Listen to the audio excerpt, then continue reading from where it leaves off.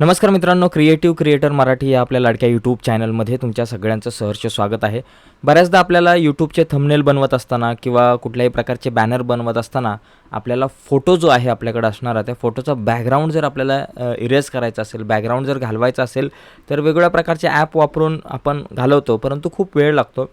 तर शॉर्टकटमध्ये 1-2-3 सेकंदामध्ये तुम्ही बॅकग्राऊंड कसा घालवू शकता आणि एकदम ॲक्युरेट बॅकग्राऊंड कसा घालू शकता तुमच्या फोटोचा, ते आपण या व्हिडिओमध्ये बघणार आहोत. आता समजा मित्रांनो, माझ्याकडे एक फोटो आहे. आता या ठिकाणी बघा, माझ्याकडे हा एक फोटो आहे, रोहित शर्मांचा फोटो आहे, क्रिकेटर रोहित शर्मा.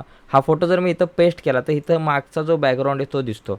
आता मला जर हा बॅकग्राऊंड घालवायचा असेल तर एक ॲप आहे. काय करायचं, गुगलला जायचं आणि गुगलला जाऊन फक्त बॅकग्राऊंड रिमूव्हर एवढंच फक्त टाईप करायचं आहे. आणि इथे बघा, हे पहिलीच वेबसाईट आहे, त्यावर जर आपण क्लिक केलं तर यावर क्लिक केल्यानंतर इथं अपलोड इमेजचा ऑप्शन येतो. अपलोड इमेजच्या ऑप्शनवर क्लिक केला की तुमची इमेज कुठली आहे बाबा, ती तुम्ही डाउनलोडमध्ये आहे, कुठं आहे ती सिलेक्ट करा. सिलेक्ट केल्यानंतर इथे बघा, काहीच सेकंदामध्ये हा जो बॅकग्राऊंड आहे हा रिमूव्ह झालेला आहे आणि एकदम ॲक्युरेट बॅकग्राऊंड रिमूव्ह झालेला आहे.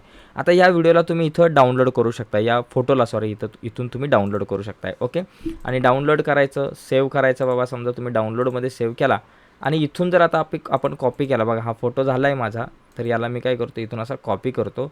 ओके, कॉपी करतो इथून आणि आपला इथे पेस्ट करतो. बघा, आता याला मी डिलीट करतो या फोटोला आणि इथे पेस्ट करतो. तर या ठिकाणी बघा, बॅकग्राऊंड गेलेला आहे पूर्णपणे. तर अशा प्रकारे आपल्याला कुठल्याही फोटोचा तुम्ही बॅकग्राऊंड जो आहे तो घालवू शकता काही सेकंदातच मित्रांनो. आणि त्यानंतर मग तुम्हाला जर का बॅनर बनवायचा तर बॅनर बनवा, थंबनेल बनवायचा तर थंबनेल बनवा. तुमचा स्वतःचा सुद्धा फोटो असू शकतो हा. ठीक आहे मित्रांनो, आजच्या व्हिडिओमध्ये इथेच थांबूयात. व्हिडिओ आवडली असेल तर व्हिडिओला लाईक करा. नवीन असाल आपल्या यूट्यूब चॅनलवर आणि अजूनपर्यंत आपला चॅनल सबस्क्राईब नसेल केला तर आत्ताच आपला चॅनल सबस्क्राईब करा आणि त्या बाजूला असलेलं बेलचं बटन दाबायला विसरू नका. थँक्यू.